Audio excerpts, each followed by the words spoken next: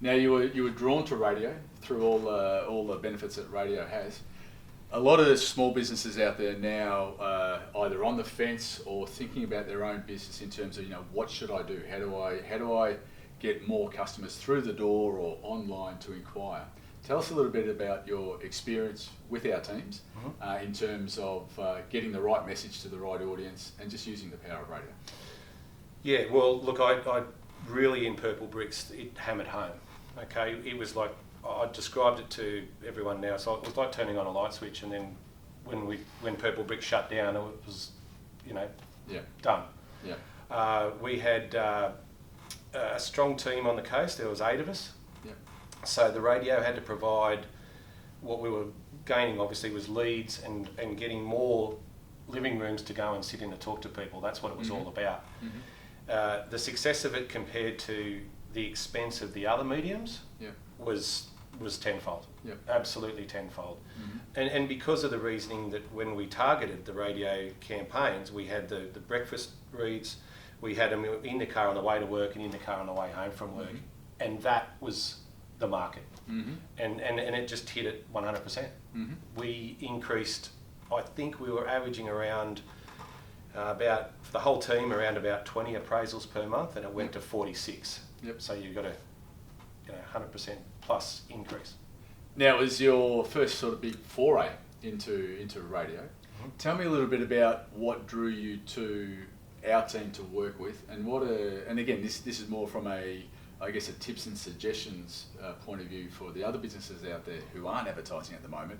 What do you look for in terms of the people you work with, whether it's your sales representative or the overall medium that you're working with? One word, the name of the company, transparency. That was what brought it to me. Yeah, okay.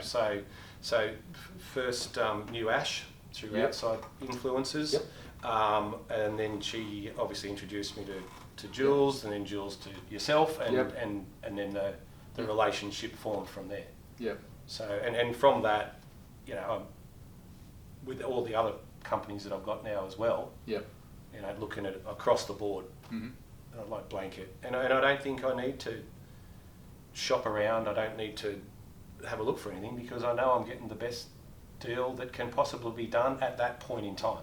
Okay. So if the COVID time is now, then that deal is now. Yep. So, and if that means I can be 3 months into the track, still working, still selling, happy vendors, then that's what you should be doing. Like, I just think the businesses that are put their head in the sand or shut up shop or so forth, there's ways to adapt and there's ways to get customers in the door. Well, to tell us a little bit about that, because that is one of the key things behind these chats, is to go, it is a tough situation. It's not a tough situation, it's a horrendous situation for a lot of businesses.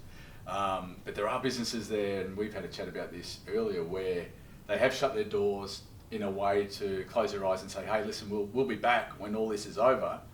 My biggest fear for all those businesses is, well, you may not, and the chances of you coming back and having no momentum in the business because you have shut the doors is going to be really dangerous for them, because there are other businesses such as yourself that are ramping up their momentum to take advantage. So again, for the benefit of people watching this, what are some of the things that they could be doing, should be doing right now? Even, again, not looking at massive budgets or thinking about, oh my God, it's too expensive to advertise or market. What are some of the things they could do? Well, what we did, and again, I'm not the world's expert on it, but we sat there and looked at what infrastructure we've already paid for, what mediums we're already using, and how do we make them work more efficiently than they currently are. Okay, so one example was the communication line and still people being able to get hold of you.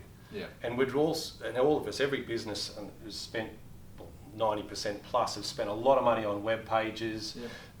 They've got the web page there.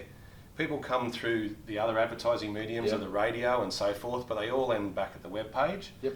And so we looked at putting the chatbot onto the web page and customizing it for that. Okay. We then looked, so that's going to get, and the statistics were 78% more people will communicate through the bot than they will through the contact us section. So that got the phones ringing and people to contact as well. We then looked at what doesn't anybody else have. Yep. What's a point of difference that we're going to be able to Yeah. advertise on the radio for? Why are we going to be different? Yeah. So we looked at then producing an app so that, again, people are scrolling on phones and so Yep. forth. We wanted to give the option that our brand, our person is there on their phone, downloaded, and it's now there 24/7. They don't have to go looking for you back online or back to Yep. your webpage or anywhere. It's on their phone, and when they need the agent, they Ready click to on go. the app. Ready And to we've go. all got the apps. Yep. We're using our banking on there every day. We're, Yep. we're clicking on Facebook every day. Yep. So everyone's used to apps. Yep. So we adapted that Yep. to the business. Okay. So I guess it was, looking at what you've already spent money on Yep. and then using, for the sake of a few $100s more, Mhm. make those mediums work properly. Mm-hmm. Make people put their details in. And then, we're still getting our, 15, 16 inquiries.